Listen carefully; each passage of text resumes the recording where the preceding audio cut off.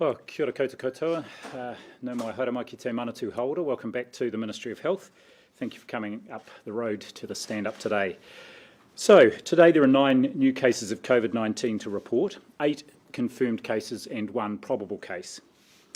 One of the confirmed cases is an imported case who was picked up in a managed isolation facility, the 4 Points by Sheraton in Auckland, at routine testing around day 12 of her stay. The person who tested positive is a woman in her 30s, and we don't have information on where she has travelled from and through to get to New Zealand, but we will make that available as soon as possible. It may well be in time for the statement that goes out later. The other 8 cases, 7 confirmed and 1 probable case, are in the community and all are epidemiologically linked to the Auckland cluster. One of these had contact with another confirmed case on a bus. 4 are household contacts of confirmed cases.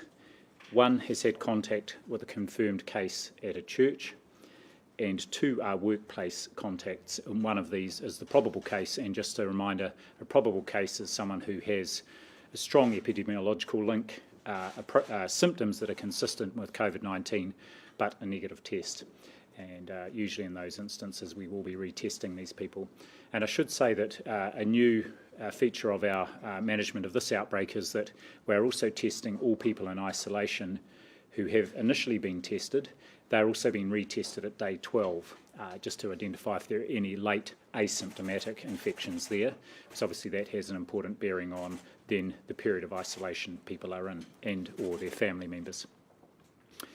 So these additional cases today bring our total number of confirmed cases to 1,332, and we will report that through to the World Health Organization.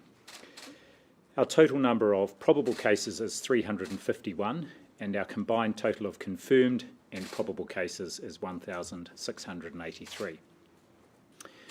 There are 123 active cases at the moment, and 19 of these are imported cases that are in managed isolation facilities.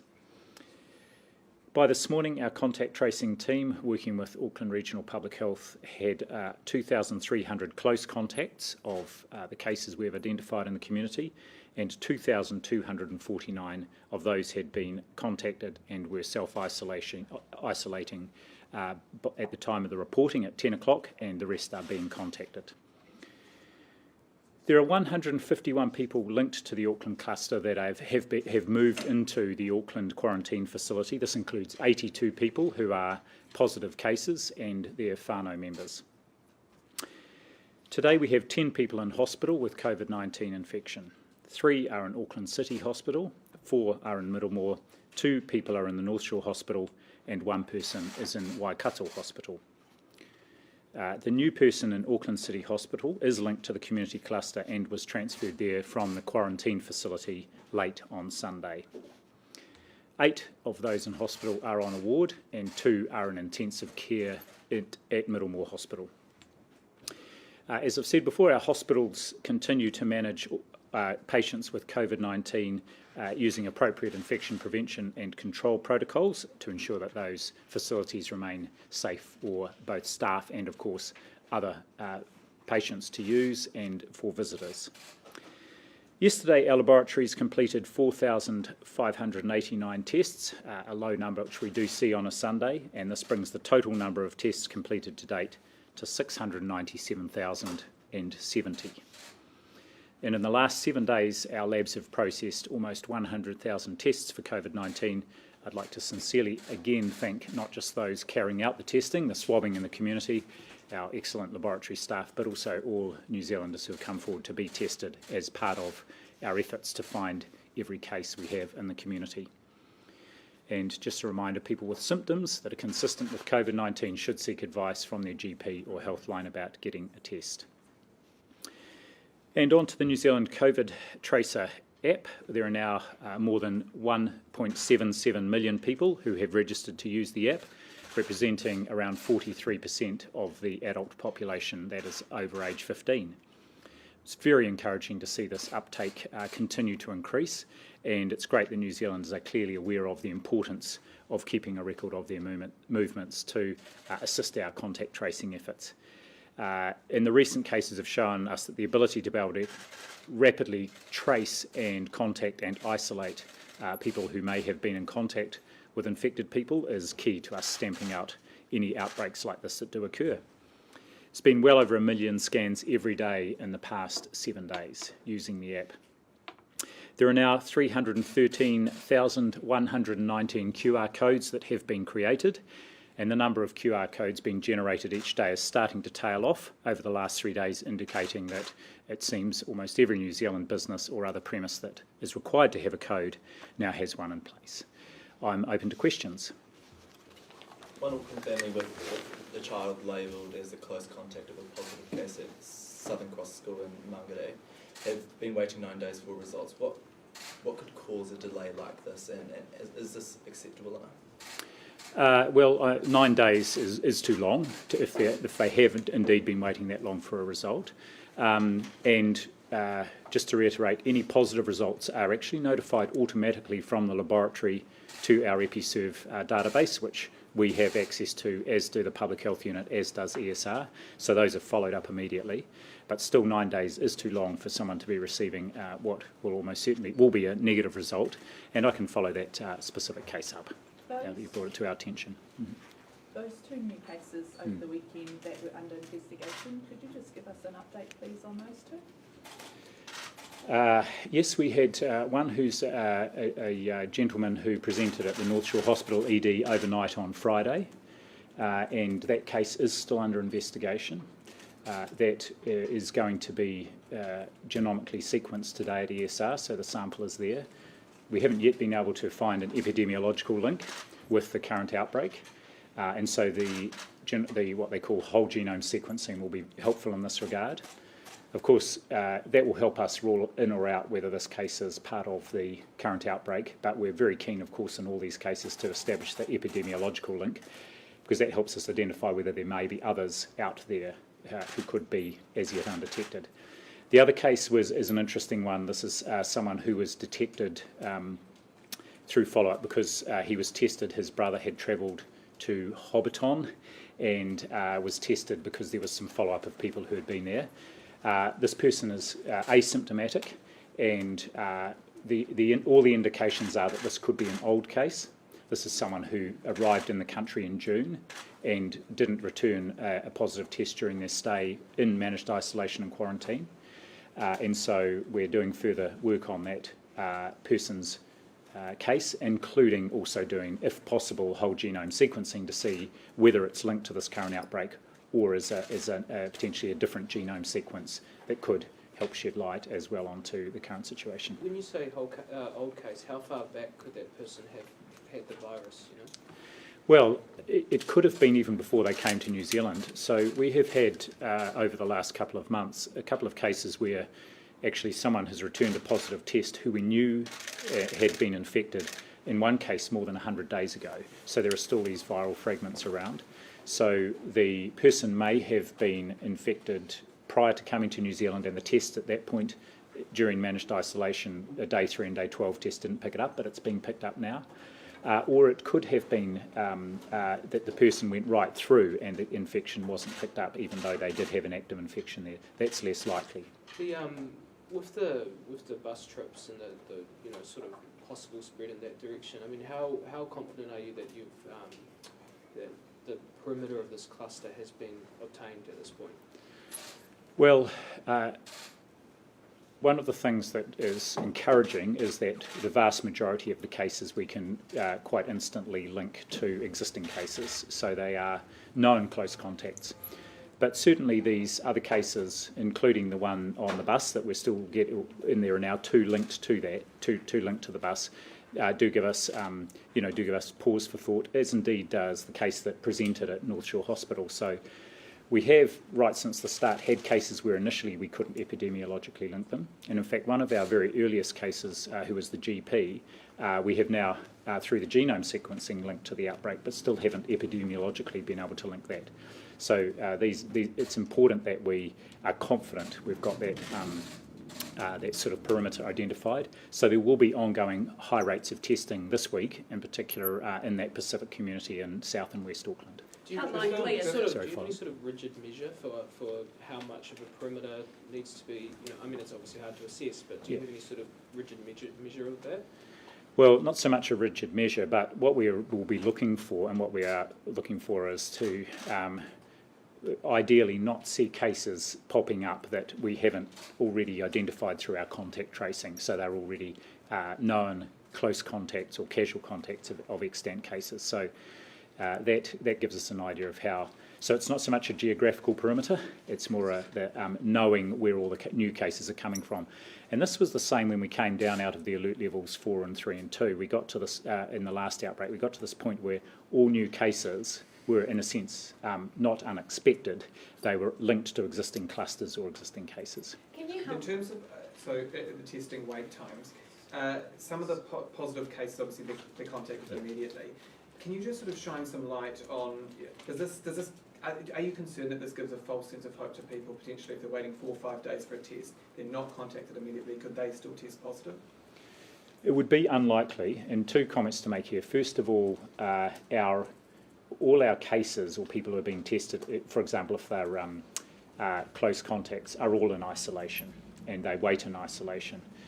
Now, it would be very unusual, and especially because if the test is on someone who is a close contact, who has got a higher risk of being a positive case, those tests are prioritised, as opposed to those which are just in the general population where there's no known link. So that's the first comment I would make here. Second comment I would make is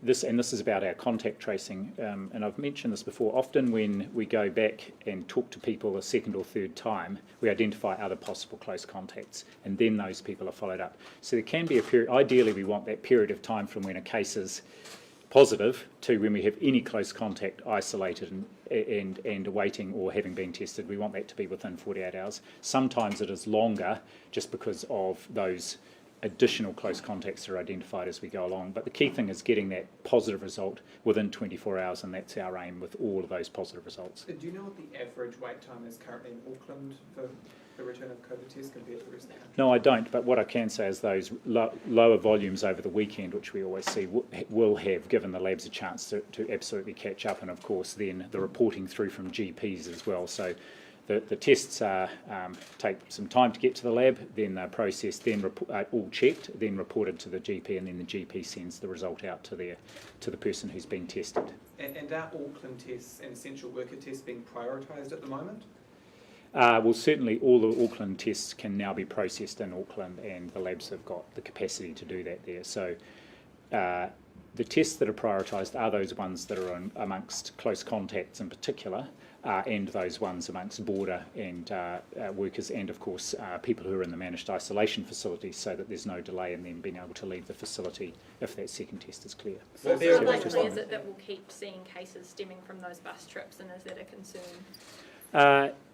Look, the exposure happened probably around 10 days ago now, so there may still be some cases that have come through, and you might have seen yesterday there was some additional bus trips that were also added, so it's good we've been able to use the data from the hop cards to identify other trips that those cases have taken. We may well see additional cases coming through, and obviously the idea is to try and proactively contact people who had been on those buses at the same time as any one of the now 3 cases that have come through from a bus trip. We may well still see further cases. The important thing is, of course, is this is happening in alert level 3 in Auckland, so there's much lower rates of movement. People are not going out and about near as much. And for example, the new case that is from a contact on the bus, that person had been working at home ever since they took that bus trip.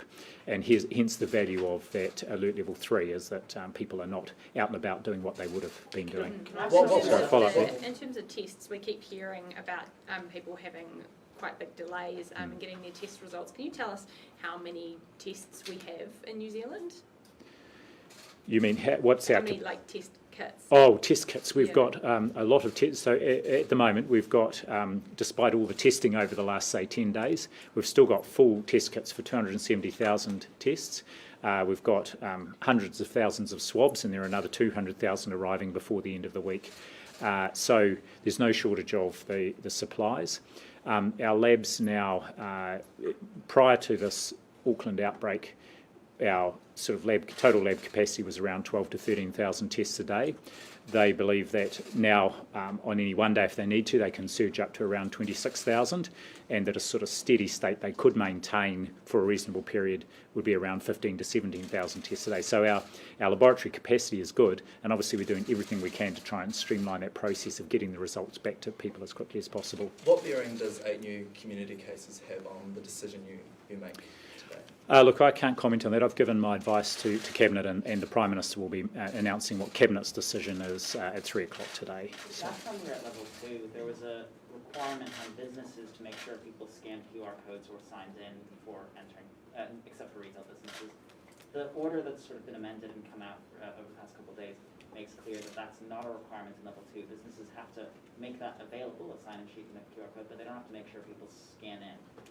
Why that change, and does that mean we're in a weaker level 2 than we were last time? I think we're in a much stronger level 2 because we've clearly got a much greater number of QR posters out there, QR code posters out there. And from what I'm seeing of people, and I think the measures that businesses are taking is they're making it much more routine for people and easier for people when they enter the business to scan. And of course it's a learned behaviour, and we're seeing that by the number of scans. People are just taking that on board as something that you do as you go into a premise. So I think we're in a much better position. I think the obligation on businesses to display the QR code is the fundamental thing here. Then it makes it easy for people to scan. Is on the sort of border testing issue, the Ministry of Health sort of technical document of the testing plan says that it's not viable to test all asymptomatic border-facing workers. Did the Ministry of Health attempt to implement a plan where all asymptomatic border-facing workers were tested, and if so, why go against the plan? So at the point the plan was written, if you looked at our laboratory and our testing capacity, our swabbing capacity, we didn't think it was feasible.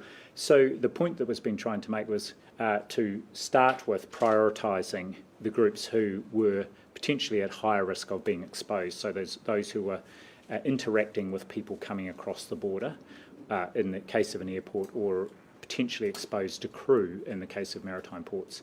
We have seen over the last week and a half, though, that if we stop other activities and surge up that swabbing workforce and the labs, that we can test all of those people. And now we're in the process of finalising the plan for what that ongoing, routine, regular testing might look like.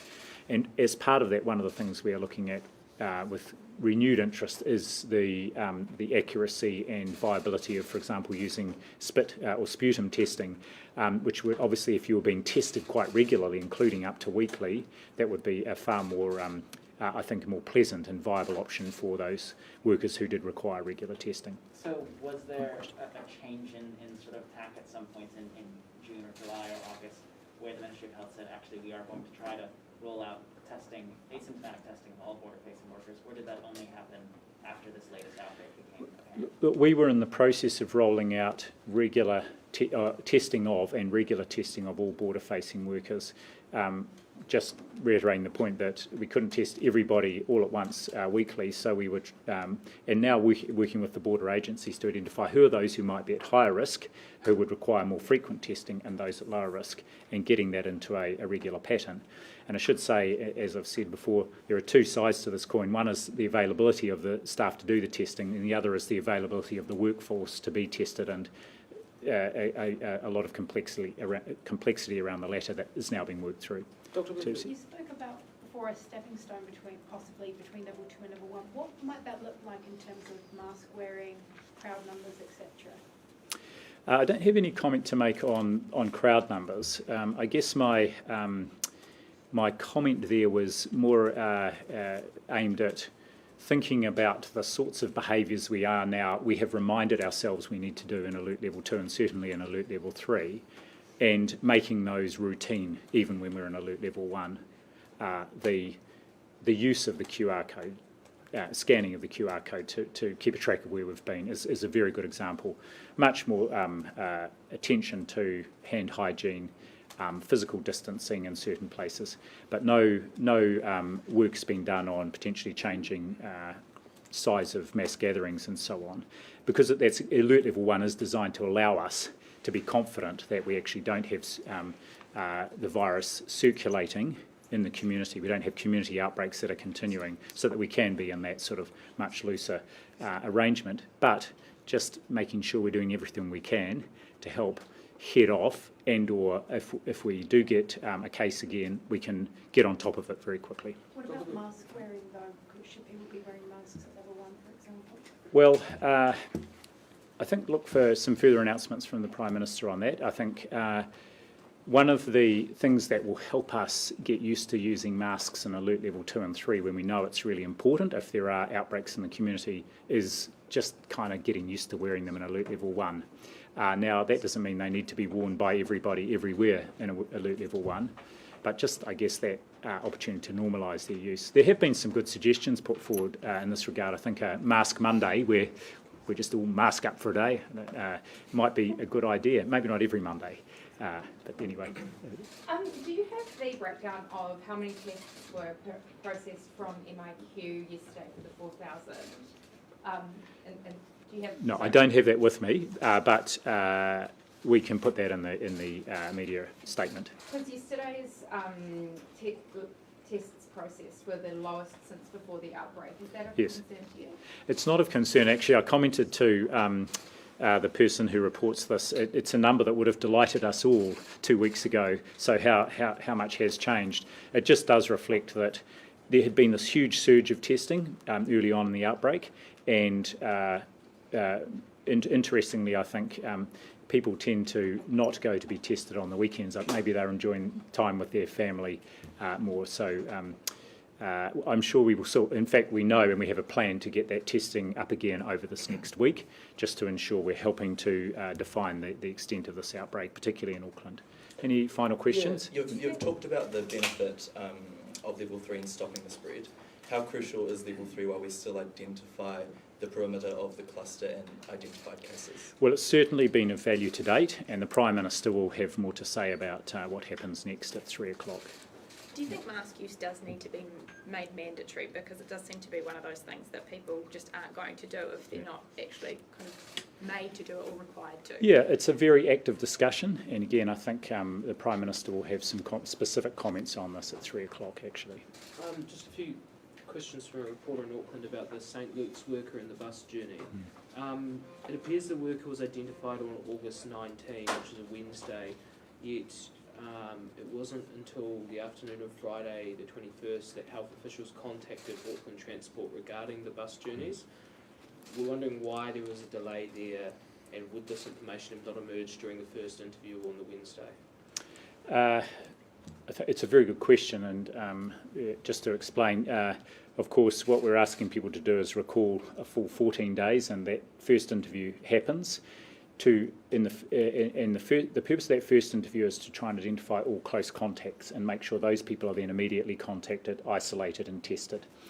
And then it's often either at that interview or a subsequent one where the person's detailed movements over the preceding 14 days are put together. And remembering that the bus trip would have been one of a whole range of possible situations and exposures that the Public Health Unit would have been looking at. And then, interestingly, when this bus trip was identified, it was by putting that together with the description of a similar bus trip by a case that had already been established. And in particular, there was a long delay in this bus trip, which meant it was a 2.5-hour bus trip, whereas normally it would have been much shorter. And it was that the Public Health Unit put 2 and 2 together and then sought further information from Auckland Transport. So I guess my view is actually it was quite rapid detective work, and the fact that they then were able to get that information from Auckland Transport to help with contacting other potential contacts. And as we've seen, that's already uncovered one further case. So there was no AT hop card used here? Because apparently with the use of the card, it would be fairly immediately understood what trips had been taken. Yes, and that was what, by Friday, they were working with Auckland Transport to get the hop card information. So they didn't have that immediately?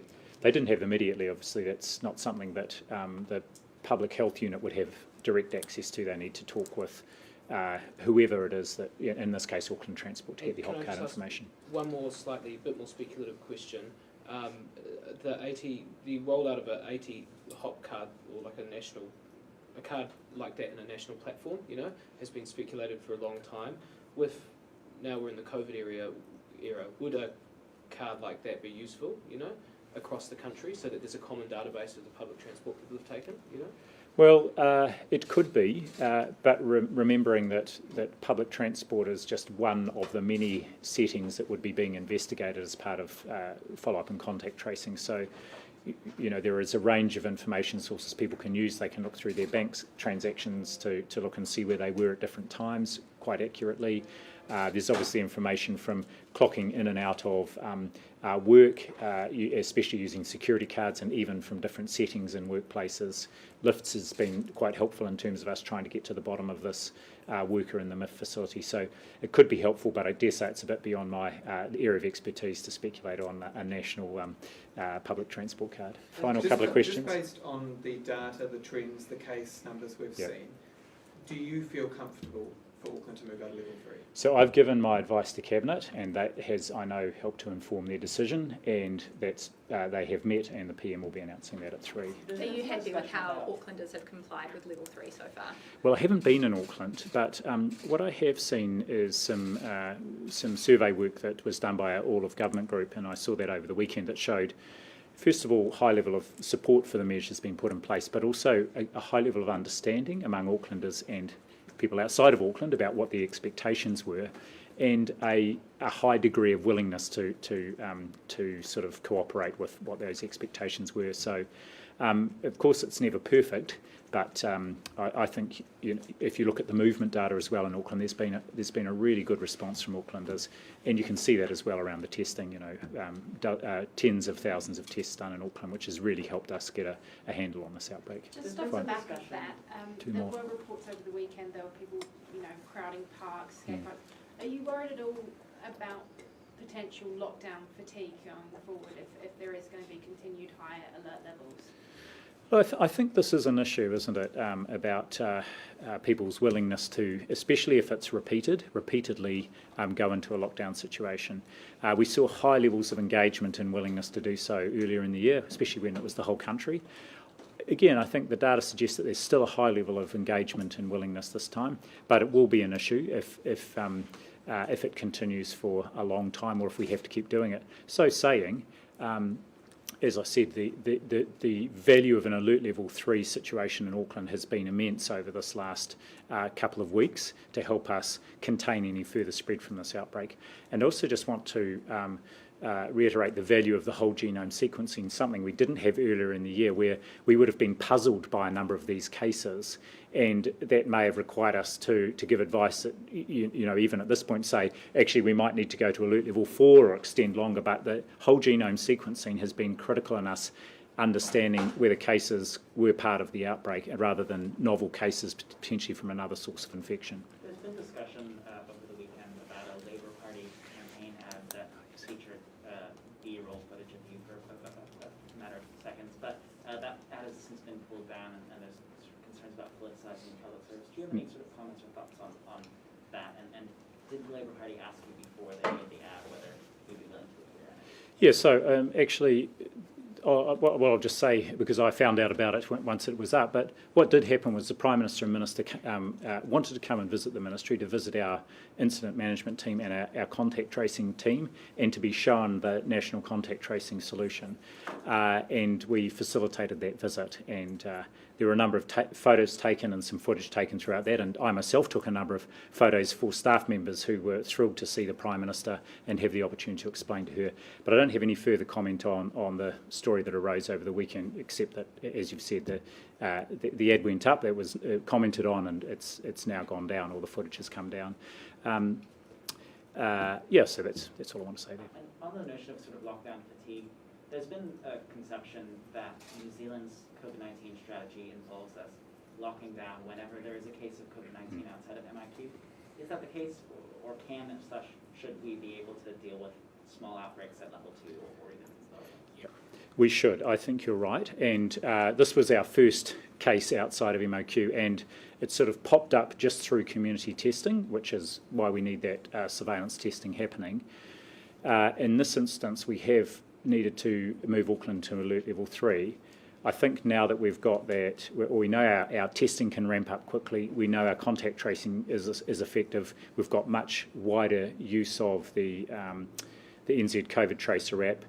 There is a range of other measures being put in place. The aim would be from here, I should more accurately say, when we do get another case, because again, it's likely to happen again, we should be able to manage it within an alert level 1 or 2 setting, and that is exactly the aim. So yes, we're still on an elimination strategy path, which just means when we do get cases, we want to quickly stamp out any new outbreaks, and the aim would be to be able to do that at no higher than an alert level 2 setting. And how do you make sure that surveillance testing is ongoing? I mean, in mid-July we had days where there were only 8 community tests across 5 million people. Yeah, that was a challenge, and I think we've reflected on the fact that there was a number of behaviours, including testing, which as New Zealanders we felt we don't really need to do that. We've got rid of this thing. We all now know that's not the situation. We can and are likely to get further cases in the community, and so we need to make sure we are maintaining that high level of testing, or reasonable level of testing in the community, to make sure that if there are cases out there, as we did in this situation, we identify them early and are able to stamp out any outbreaks. Thanks very much. Just quickly following on that, did the issue of compliance come into play in your advice today? No, it didn't. No, we were giving our public health advice based on the pattern of the current epidemic and key public health criteria. Thanks very much.